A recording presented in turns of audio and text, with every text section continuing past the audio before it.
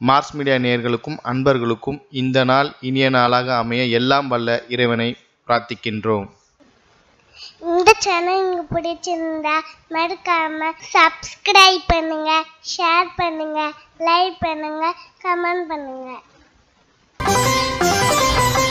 எனதருமை மிதுன ராசி நேயர்களே, இந்த பதிவுல நம்ம என்ன பார்க்க போறோம் அப்படின்னா 2024 ஆண்டு ஆகஸ்ட் மாத ராசி பலன். இந்த ஆகஸ்ட் மாசத்துல எந்தெந்த கிரகங்கள் உங்களுக்கு அற்புதமான ஒரு முன்னேற்றத்தை கொடுக்க போறது, எந்தெந்த கிரகங்கள் மூலமா நீங்க கவனமா இருக்கணும், பரிகாரமா என்ன பண்ணினா ரொம்ப விசேஷம் அப்படிங்கறத பத்திலாம் நம்ம இப்ப தெளிவா பார்க்க போறோம். முக்கியமா இந்த மிதுன ராசி அன்பர்கள் அப்படிங்கும்போது இவங்க உபய ராசியை சேர்ந்தவர்கள். அதாவது எடுக்கிற காரியங்கள் நல்லபடியா போகுமா, நல்லபடியா போகாதா, அப்படி இருக்குமா, இப்படி இருக்குமா, அந்த மாதிரி ஒரு அலைவாய்ந்த மனதை கொண்டவர்கள். சில காரியங்கள்ல தெளிவா இருப்பீங்க, ஏன்னா உங்களோட ராசிநாதன் புதன். அதனால சில காரியங்கள்ல, அதாவது ஆபீஸ் விஷயம் இதுலெல்லாம் நீங்க ரொம்ப கான்சென்ட்ரேட் இருக்கும். அதனாலே நீங்க எடுக்கிற காரியங்கள் அற்புதமாக நிறைவேறும். இருந்தாலும் குடும்ப விஷயம் அப்படிங்கும்போது உங்களுக்கு சில நேரங்கள்ல சலிப்பு தட்டலாம். அதனால கவனமா இருக்கணும் குடும்ப விஷயத்துல மட்டும். இப்ப இந்த ஆகஸ்ட் மாசத்துல ஆரம்பத்துல பார்த்தீங்கன்னா ராசிநாதனும் சுகாதிபதியுமான புத பகவான் தனவாக்கு குடும்பஸ்தானமாகிய 2ஆம் இடத்துல இருக்கார். அற்புதமான ஒரு சந்தோஷம் உங்களுக்கு கண்டிப்பா கிடைக்கும். உத்தியோகத்துல நீங்க எதிர்பார்க்கிற அந்த உயர்வுகள், எடுக்கிற காரியங்கள் எல்லாமே சிறப்பா நிறைவேறும். அதே மாதிரி கொடுத்த வாக்குறுதிகளை காப்பாற்றி மகிழ்வீர்கள். குடும்பத்திற்கு தேவையான சில முக்கியமான சில செலவுகளை செய்து மகிழ்வீர்கள். அதே மாதிரி எழுத்து மற்றும் அச்சுத்துறையில் இருக்கும் அன்பர்களுக்கு அநேகமாக புதிய வாய்ப்புகள் கிடைக்கும். கல்வி பயிலும் மாணவ மாணவிகள் கல்வியில் ஏற்றமடைவார்கள். 31/8/2024 இருந்து இந்த புத பகவான் சகாய்ஸ்தானமாகிய 3ஆம் இடத்துக்கு வந்துடுறார். 3ஆம் இடம் வந்தாலே தைரியம் அதிகமாகும். இளைய உடன்பிறப்புகள் அனுகூலமாக நடந்து கொள்வார்கள். 5/12 கூடிய அதிபதி சுக்கிர பகவான் சகாய்ஸ்தானமாகிய 3ஆம் இடத்துல இருக்கார். மாத ஆரம்பத்துல குழந்தைகள் ஆதரவா இருப்பா. குழந்தைகளோட முன்னேற்றம் உங்களுக்கு ரொம்ப அற்புதமான ஒரு மன நிறைவை கொடுக்கும்.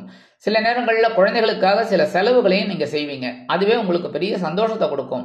ஏன்னா உங்க குழந்தைகள், அதனால அந்த குழந்தைகளுக்கு நீங்க செய்யறது உங்களுக்கு ஒரு சந்தோஷத்தை கண்டிப்பா கொடுக்கும். அதே மாதிரி சில பேருக்கு பார்த்தீங்கன்னா விலை உயர்ந்த பொருட்களை வாங்கி மகிழும் வாய்ப்புகளும் உண்டாகும். பொழுதுபோக்கு அம்சங்களில் நாட்டம் அதிகரிக்கும். 26/8/2024 முதல் இந்த சுக்கிர பகவான் எங்க வரப்போறாருன்னு பாத்தீங்கன்னா சுகஸ்தானமாகிய 4ஆம் இடத்துக்கு வந்துடுறார். பரவாயில்லைன்னாலும் நீச்சம் அடைகிறார். அதனால உடல் ஆரோக்கியத்துல கொஞ்சம் கவனம் எடுத்துக்கிறது நல்லதுங்க. அதே மாதிரி பேசுற வார்த்தை, உறவினர்கள் விஷயத்துல இதுலெல்லாம் கொஞ்சம் கவனம் எடுத்துக்கிறது ரொம்ப நல்லதுங்க. வெளியூர் அல்லது வெளிநாட்டு பயணங்களின் மூலம் சில குழப்பங்கள் இருக்கலாம். அப்படிங்கிறதுனால தகுந்த முன்னெச்சரிக்கையோடு செயல்படுவது உச்சிதம். 6/11 கூடிய அதிபதி செவ்வாய், 7/10 கூடிய அதிபதி குரு 2 பேரும் சேர்ந்துட்டு விரயஸ்தானமாகிய 12ஆம் இடத்துல இருக்காங்க. அதாவது பகிருண ரோகாதிபதி லாபாதிபதி செவ்வாய் மற்றும் கலத்திராதிபதி ஜீவனாதிபதி குரு பகவான் 2 பேரும் சேர்ந்துட்டு 12ஆம் இடமாகிய அயனசயன போகஸ்தானத்துல இருக்கிறதுனால செலவுகள் வினான்னு இருக்கு. மனசுல போட்டு குழப்பத்தை கொண்டு வந்து கொடுத்துட்டு இருக்கு. சில பேருக்கு பார்த்தீங்கன்னா பேங்க் பேலன்ஸ் குறைஞ்சுட்டே இருக்கு. சில பேருக்கு பார்த்தீங்கன்னா பேங்க்ல என்னென்னலாம் எப்படி இருக்கோ அதெல்லாம் காலி பண்ணிட்டு இருக்கு செலவுக்காக. அப்படியே பண்ணிட்டு இருக்கீங்க. ஏன்னா சில நேரங்கள்ல சுப விரயங்கள் இருக்கு, சில நேரங்கள்ல மருத்துவ செலவுகள், சில நேரங்கள்ல குழந்தைகளோட கல்வி செலவு, இந்த மாதிரிலாம் போயிட்டு இருக்கு. ஆனா அதே சமயம் பார்த்தீங்கன்னா குரு பகவானோட பார்வைன்னு பார்த்தீங்கன்னா ஒன்னு சுகஸ்தானமாகிய 4ஆம் இடத்துல 5ஆம் பார்வை இருக்கிறதுனால சொத்து ஓரளவுக்கு உங்களுக்கு சந்தோஷத்தை கொடுக்கறது. உறவினர்கள் ஆதரவா இருக்கா, அதுவே பெரிய பாக்கியம் உங்களுக்கு. சில பேருக்கு பொன்பொருள் ஆடை ஆபரண சேர்க்கை உண்டாருது.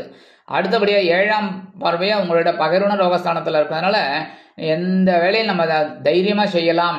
அதே மாதிரி செலவு வந்தா கூட தைரியமா செலவு பண்ணுவோம் அப்படின்னு ஒரு தன்னம்பிக்கை உங்களுக்கு கண்டிப்பா கிடைக்குங்க.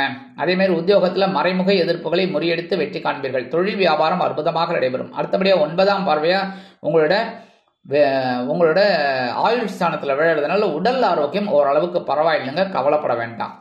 26/8/2024 முதல் இந்த செவ்வாய் பகவான் எங்க வரப்போறாருன்னு ஜென்மராசிக்கு வந்துடுறார். ஜென்மராசிக்கு வந்துட்டாலே கோபம் அதிகமாக தான் இருக்கும், உஷ்ணம் அதிகமாகும். ஏன்னா செவ்வாய் உஷ்ணகாரகனும் ரத்தகாரகன், உணர்ச்சி அதிகமா இருக்கும். அதனால இதெல்லாம் கொஞ்சம் கவனம் எடுக்கணும். அதுவும் இளைஞர்கள் அப்படின்னா எடுக்கிற காரியங்கள்ல ரொம்ப கவனமா இருக்கணும். உத்தியோகத்துல இருக்கிறவாளும் சரி, தொழில் வியாபாரத்துல இருக்கிறவாளும் சரி. அதே மாதிரி சீருடை பணியாளர்களாகிய காவல், ராணுவம், தீயணைப்புத்துறை, மருத்துவத்துறையில் வேலை பார்க்கும் நண்பர்களுக்கு எதிர்பார்க்கும் இடமாற்றம், பதவி மாற்றம், பதவி உயர்வு, சம்பள உயர்வு சற்று காலதாமதத்திற்கு பிறகு நிறைவேறும். அடுத்தபடியா சகாயாதிபதி சூரிய பகவான் தனவாக்கு குடும்பஸ்தானமாக 2ஆம் இடத்துல இருக்கார். முயற்சிகளின் பேரில் முன்னேற்றம் உங்களுக்கு கண்டிப்பாக கிடைக்கும். அதாவது உத்தியோகம் தேடிட்டு இருக்கையில முயற்சி எடுங்கோ, கண்டிப்பாக. அப்போ நல்ல ஒரு உத்தியோகம் உங்களுக்கு கண்டிப்பாக கிடைக்கும். அதேமாதிரி தொழில் வியாபாரம், ஒரு கூட்டாளிகளோட இணக்கமாக போகிறது, பணியாளர்களோட இணக்கமாக போகிறது, இந்த மாதிரிலாம் இருந்தாலே ரொம்ப விசேஷம். அதேமாரி முயற்சிகள் உங்களுக்கு கண்டிப்பாக இப்போ வெற்றியை கொடுக்கும். தனவரவு தாராளமாக வந்து சேரும். எல்லா விஷயத்துலையுமே நீங்கள் கொஞ்சம் கேர் எடுத்து பண்ணினேள் அப்படின்னா ரொம்ப விசேஷமான பலன்கள் கண்டிப்பாக உங்களுக்கு கிடைக்கும்.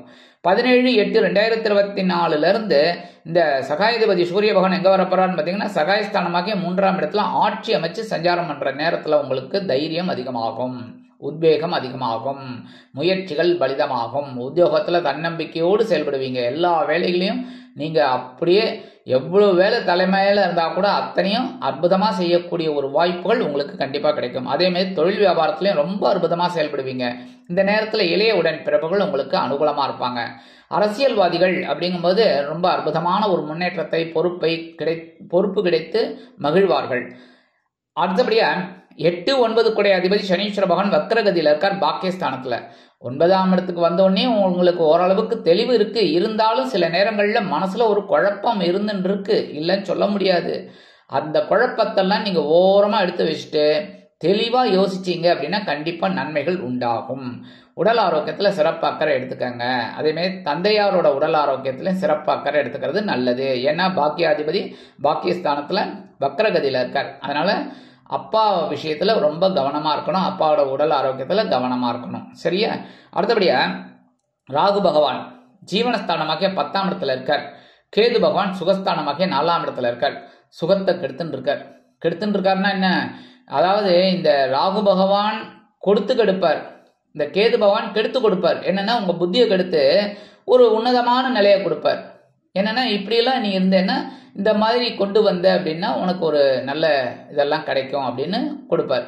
அந்த வகையில சுகஸ்தானத்துல இருக்கும்போது சுகத்தை கெடுப்பார். என்னன்னா ஆசையை இந்த ராகு பகவான் கொடுப்பார் பிரம்மாண்டமா.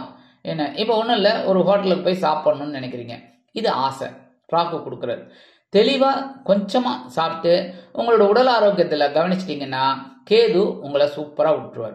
ஆனா இந்த இடத்துல என்னன்னா ராகு உங்களை பிடின்னு பிடிச்சிக்கிட்டு நல்லா சாப்பிடு தம்பி, நல்லா சாப்பிடுப்பா அப்படின்னு சொல்லுவார். அப்ப நீங்க கண்ணா அப்படின்னா சாப்பிடும்போது என்ன ஆகும்? உடம்பு கெட்டு போகும்.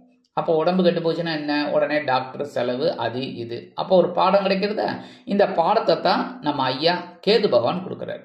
அதனால நம்ம என்ன பண்ணணும் அப்படின்னா எல்லா விஷயத்துலையும் கவனமா இருக்கணும். பேசுற விஷயம் எல்லாத்துலயும். அதே மாதிரி வெளியூர் போய் படிக்கணும், வெளியூர்ல போய் வேலை பார்க்கணும்னு நினைக்கிற குழந்தைகள்லாம் தாராளமா இந்த இடமாற்றத்தை எடுத்துக்கலாம் அவங்க.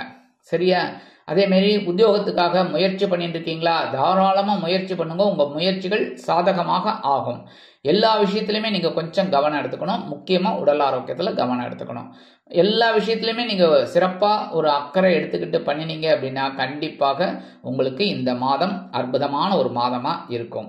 அடுத்தபடியா பரிகாரமா என்ன பண்ணினா ரொம்ப விசேஷம் அப்படின்னா, மீனாட்சி அம்மன் கோயில் போயிட்டு வாங்கோ. மதுரையில இருக்குல்ல மீனாட்சி அம்மன் கோயிலுக்கு போயிட்டு வாங்கோ. இல்லையா ஓம் ஸ்ரீ மீனாட்சி அம்மையே போற்றி அப்படின்னு ஒரு டெய்லி 27 தடவை சொல்லுங்க. ஏன்னா எல்லாரும் மதுரைக்கு போயிட்டு வர முடியுமா? சில பேர் போயிட்டு வரலாம், சில பேர் போக முடியாது, சிச்சுவேஷன் லீவ் கிடைக்காது, இல்லை ஏதோ ஒன்று சம்திங். அதனால வீட்லயே ஓம் ஸ்ரீ மீனாட்சி அம்மையே போற்றி அப்படின்னு ஒரு 27 தடவை சொல்லுங்க. கண்டிப்பா நன்மைகள் உங்களுக்கு தேடி வரும். அடுத்தபடியா நவ கிரகங்களில் உள்ள குரு பகவானுக்கு வியாழக்கிழமைகளில் நெய் தீபம் ஏற்றி வழிபாடு பண்ணுங்க. அதே மாதிரி நவகிரகங்களில் உள்ள சனீஸ்வர பகவானுக்கு சனிக்கிழமைகளில் எல் தீபம் ஏற்றி வழிபாடு பண்ணுங்க. கண்டிப்பா உங்களுக்கு இந்த சின்ன பரிகாரம் பண்ணும் போதே ஒரு அற்புதமான ஒரு முன்னேற்றம் உங்களை தேடி வரும். ஆக இந்த சிறு பரிகாரத்தின் மூலம் 2024ஆம் ஆண்டு ஆகஸ்ட் மாதம் அற்புதம் தரும், ஏற்றம் தரும், மாற்றம் தரும், இனிமைகளை அள்ளித்தரும் மாதமாக அமையும் என்று கூறி விடைபெறுகிறேன். நன்றி, வணக்கம். மீண்டும் ஒரு அருமையான பதிவில் நான் உங்களை மனமகிழ்ச்சியோடு சந்திக்கிறேன். வாழ்த்துக்கள். வாழ்க வளமுடன். இந்த சேனல் உங்களுக்கு பிடிச்சிருந்தா மறக்காம சப்ஸ்கிரைப் பண்ணுங்க, லைக் பண்ணுங்க, ஷேர் பண்ணுங்க.